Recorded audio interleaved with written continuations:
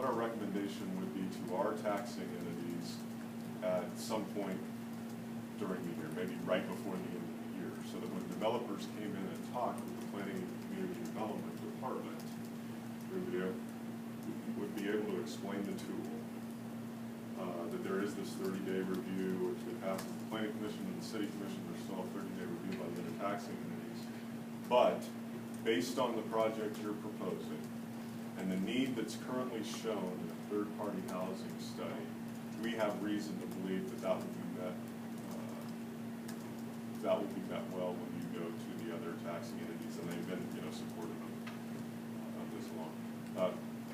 We derailed from that process on the first RHID proposal, and it never came back. Now, we've subsequently done the housing studies. We've provided that information to the entities, but really our message now is, here's the process.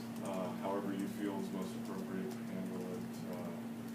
handle it that way. But there hasn't been interest in doing what we had originally talked about doing, and I think Dr. Carlin seems interested in reviving that sort of objective review.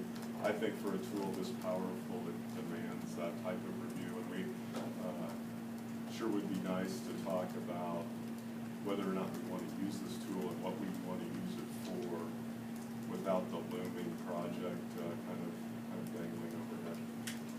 That's our recommendation on that one. And we'll be available to you on questions about either RHID in general or the specific project that's before you later on the agenda. The final two items are the other two property tax tools, and I just want to briefly mention those. One, the TIF district. This is what was used in two cases in Jordan City. One is the Shoulder Crossing project, and the other is the Stone Development, which would be more commonly recognized as the Hotel Water Park in Old Chicago.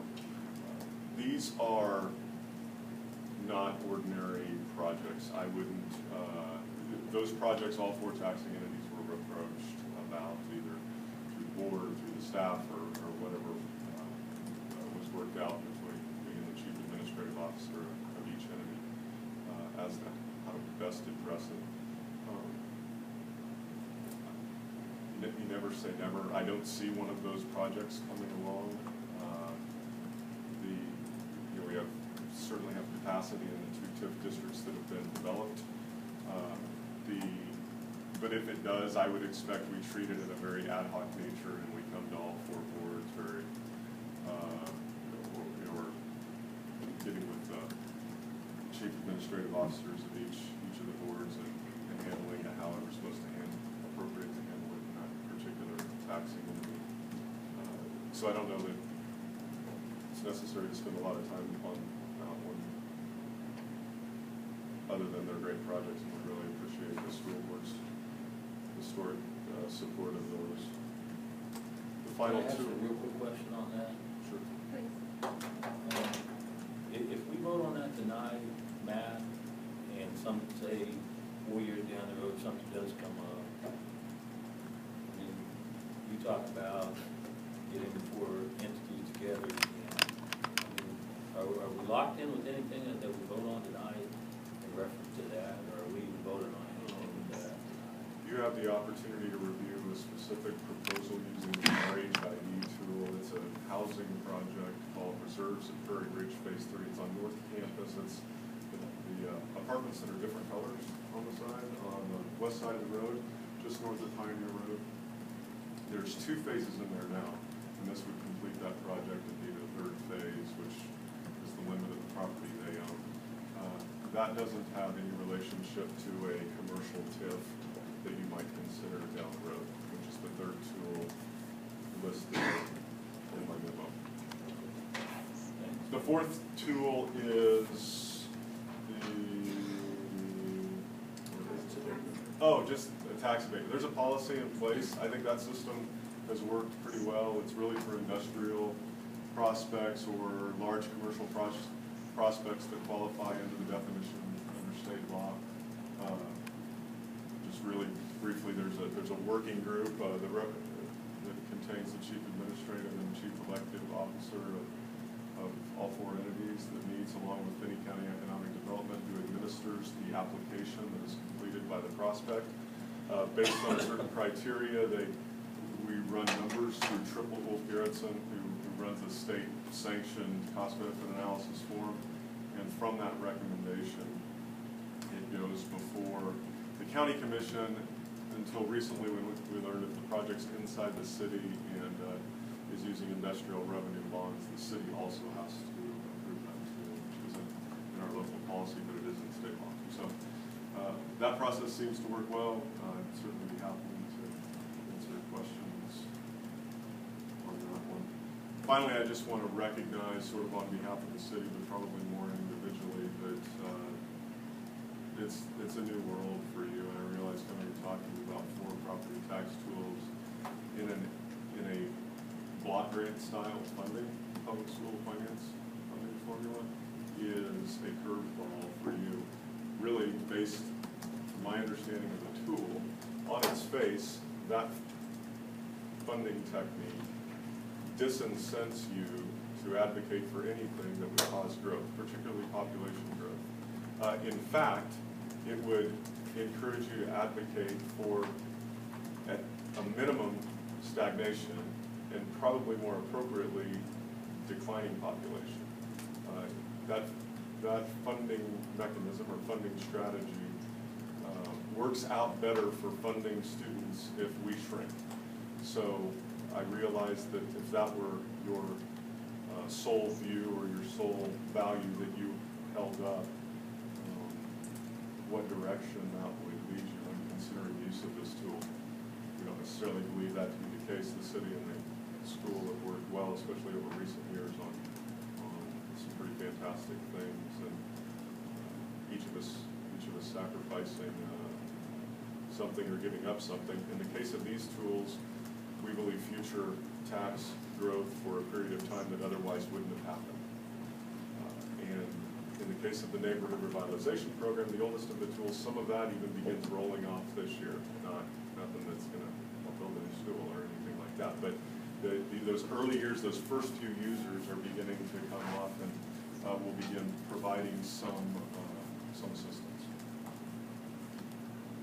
With that, I'll stand for questions on any of the tools, on your thoughts on neighborhood revitalization plan that you haven't already mentioned as far as ideas that we can begin working on, or the RHID proposal that's in front of you tonight. I did have some thoughts on that. I appreciate that you came through representing the 4 different programs that the city has to encourage development, because I really feel that the school district is very favorable to development. I think when the district proposed a new high school for the community, and the community supported that really was what has ignited the development and the economic boom that we've experienced in Garden City. So I think the district does have a big factor in this. But I'm also concerned about the revenue that the district is foregoing, even small amounts. As I, began to think about this, we are under the block grant funding now, and so now even small amounts affect us greatly. Basically, every cut draws blood to the district, and that's important because we have even more students to educate. I guess in regards to the neighborhood revitalization program, I think it's a very worthwhile program. It was started in 2002 under pretty different economic circumstances. So I'm glad to hear that maybe there's a relook at that and possibly restructuring that program to make it more appropriate to the current needs of the community.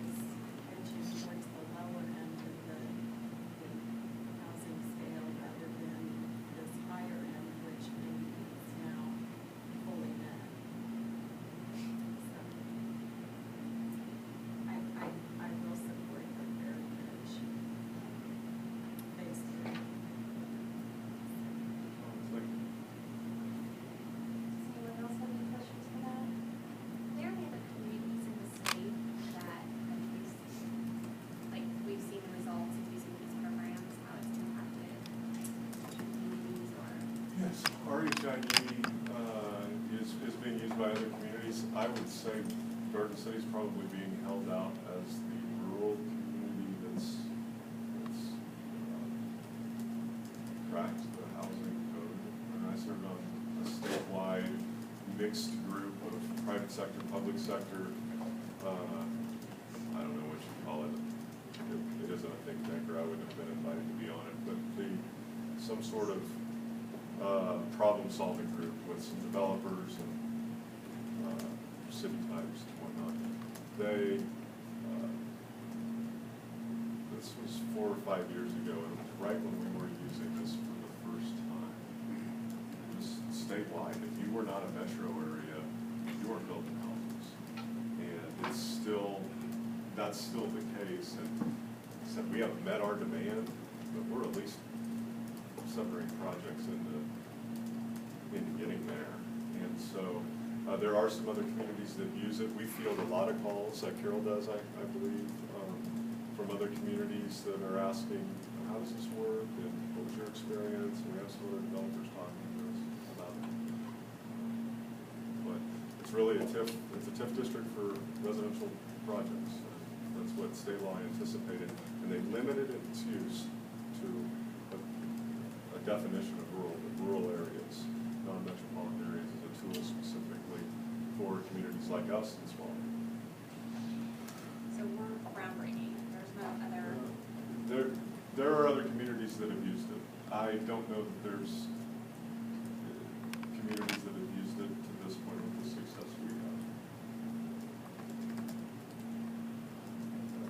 How does this affect property owners and other taxpayers within the city and the county? Do you have to raise taxes in other areas to make up for these types of programs, or how much will it affect? Well, the answer to that is going to be vague because it. Right. Yeah. My question was kind of vague.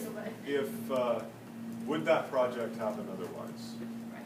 If you say, yes, I do think that project would happen otherwise, then yes, it's borne, the cost of that infrastructure, the eligible expenses, which is going to be roads.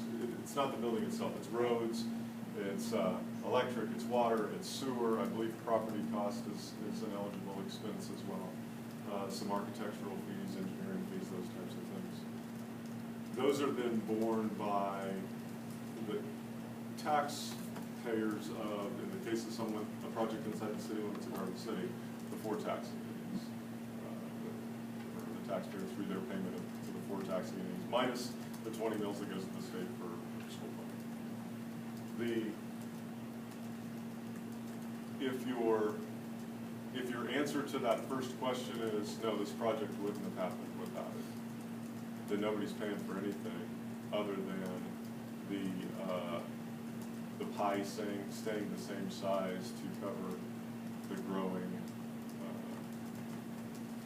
demand of costs on a year-to-year basis. And you're foregoing for a period of time, in RHID 15 years, from the time that you apply, it's 15 years. So as fast as the project builds out, to the developer, the incentive is to build it. It's what made the project attractive to us. It's not that we didn't have building in Garden City or Boone County. It's that building was, it was custom. It was, I'm going to go buy a lot, I'm going to build a house, and we did a few of those. But anything that meets the workforce demand wasn't being built. And the subdivisions that have all been built address, in our opinion, the lowest segments of profitable development with this tool. So it's kind of profitable with subsidy. But you can't build an $80,000 home. You've got to build $150,000 homes and create that slack in the market. The folks that worked on the project that was a partnership with the school district, Pioneer Road Estates, they crunched numbers and designed the makeup of duplexes and single family and square footage and what it would contain, basements, no basements, those types of things, trying to get to the point where you could afford to build out 36 units at the same time, or whatever power units are there, on the assumption you could sell them when they came on the market. took that risk. They believed in that study, and it proved out that the demand was there, but we didn't have a tool that could get us to that point where someone was saying, I'll take that risk. So I would say the city completely agrees. It's not our job to fund a subdivision of $500,000 homes. But if we're going to create demand at the $80,000 to $120,000 level, we've got to build $150,000 to $200,000 homes, because it's the only one we're going to find it in a developer willing to build on. We've been beating the bushes for nearly 10 years on housing, and we've only realized success in 4. We've had a lot of failed experiments. Among those, a $2 charge on everybody's utility bill to cover the costs of infrastructure, which were the big barrier. The thing we had to offset what used to be used for special assessments. The neighborhood revitalization tool, pretty good if you're tearing down a home or you have a vacant lot in the center part of town and you get the taxable value as a form of an income for 10 years. But nothing you can go out and lay new infrastructure in the ground. And we went $3,000 per permit pulled on houses. We've had that for a while. It didn't. That thing sat on the shelf and drew dust for a couple of years. We've tried a lot of things. The RHID tool is the one that, was it luck? Was it timing? I don't know, but my estimate is it's powerful.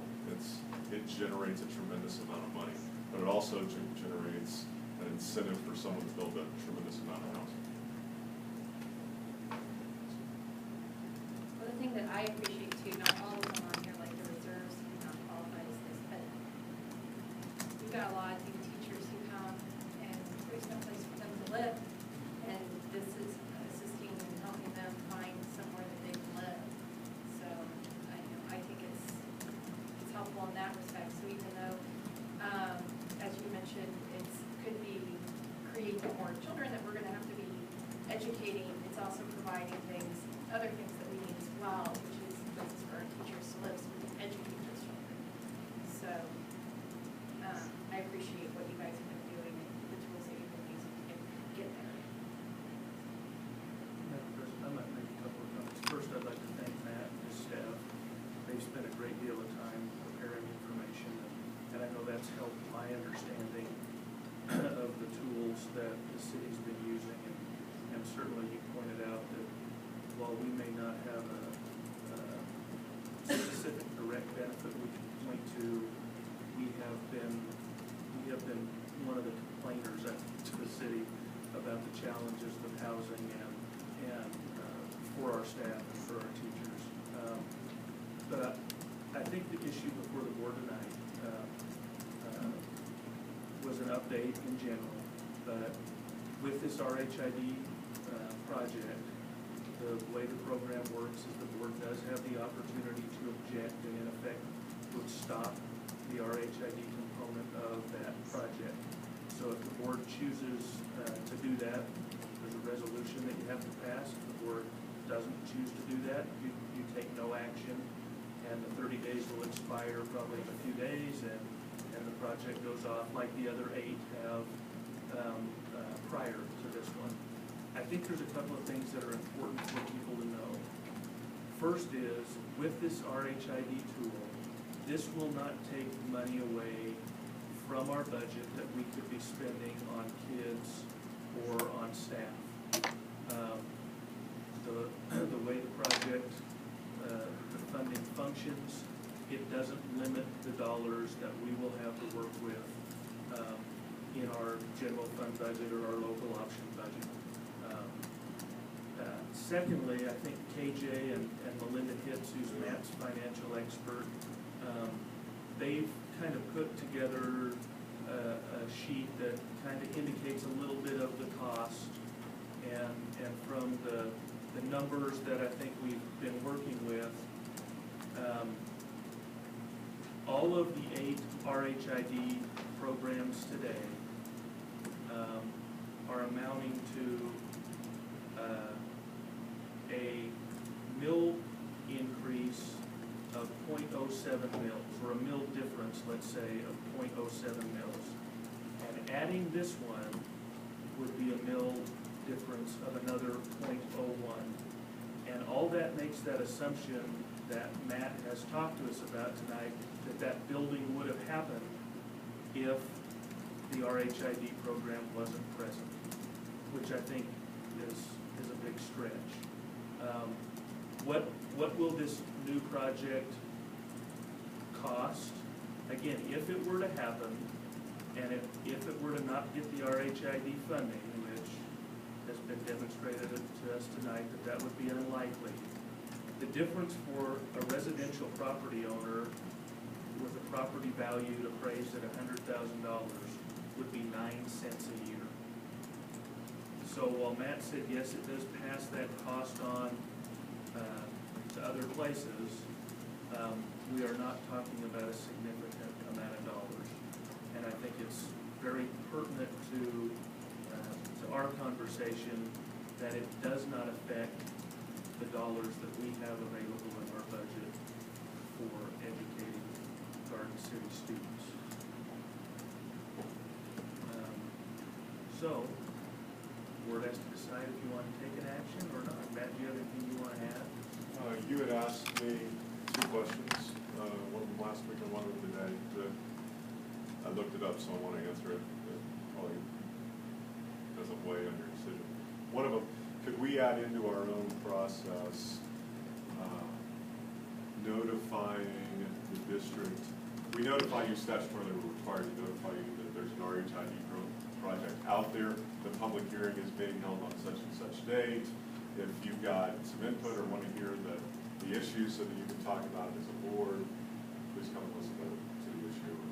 And then you do that, and then, as Dr. Carlin mentioned, if it's approved by the commission, that starts a publication plus 30 days clock, whereby the other taxing entities effective can take an action to stop it, but don't necessarily need to take an action to approve it.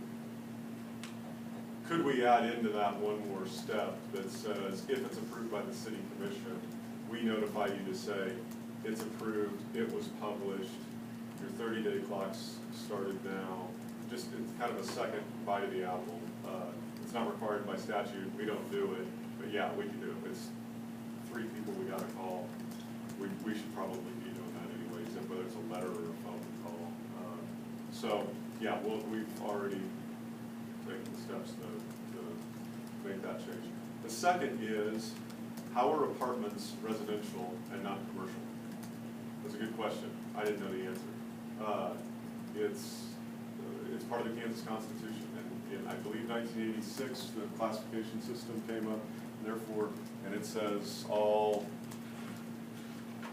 residential housing. It's based on the use. If someone's living in it, it's a residential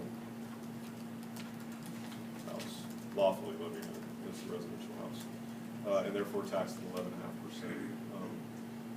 When that was updated in on the ballot in 1992, went into effect in 1993. But the original classification system said all residential is residential, and that's kind of how it ended up that way. I appreciated the opportunity to look that up. Yeah, if it's offices, it's taxed at 25%. If it's a building, it's residential, it's 11. Still a business, but yeah. Thank you all. Questions, comments? And appreciate it. You're welcome. And our staff, Jennifer Cunningham and Carol Davidson back there. Carol, you've met before. They did most of the work, so we appreciate that. You appreciated it. Thank you so much. And congratulations to you, Jennifer. Oh, thank you, I appreciate it. Okay, is there anything else for unfinished business? And I would suggest that if you wanted a resolution, that this would probably be the most appropriate time. And as Dr. Carlin said, we would only need a resolution if we wanted to oppose. Moving on to new business then. We have had a situation that we discussed at the last board meeting where we were going to be looking at the board retreat being on September 24th from 3 to 5. And it was suggested that perhaps we move our payables meeting that's scheduled for 7:30 on the 25th to the 24th at 6 o'clock after our board meeting, or our board retreat. So there's a motion to do that, so we don't have to get up early. I move we move the September 25th, 7:30 a.m. meeting to 6 p.m. September 24th, 25th. Is there a second? Seconded by Jennifer. All those in favor of moving the board meeting from September 25th, 2015 at 7:30 to September 24th, 2015 at 6 p.m., please raise your hand. Opposed, same sign. Motion carries. Board open discussion. Does anyone have anything? Just a little bit of tip. Well, I was invited to participate in interviewing the two candidates for the ASAB president. And I did that on Saturday this weekend. And two great candidates, totally different from night and day. We did make a recommendation to the committee, and you'll be seeing her video at the fall summit. So everyone to that, it should be very pleased. They both great candidates, but Miss Miller was the one who showed good opportunity. Dina and Jennifer, just so you know, there's a ASB state meeting, I believe December 4th, 5th, and 6th. And usually we have a delegate who will vote on some lobbying or legislative agenda type items, and then also who will be the president-elect for KASB. So if you're interested in going, you might want to look at your calendar for those dates. It's going to be in Wichita this year. And it's a very educational meeting. I've enjoyed it. I just want to let you all know that Drive for Your School, which is where you go and test drive vehicles, and then different groups get some money for that, there's going to be this Saturday for the basketball team at the high school. And I think if the whole board goes and test drives, they get extra money. So if you have some time on Saturday in between Fall Fest and everything else that's going on. Burtis Motor Company. It's at Burtis. It's not the high school. Okay. It's the high school basketball team. It's at Burtis. Okay, thank you. I will chastise my source. Okay, if you're interested,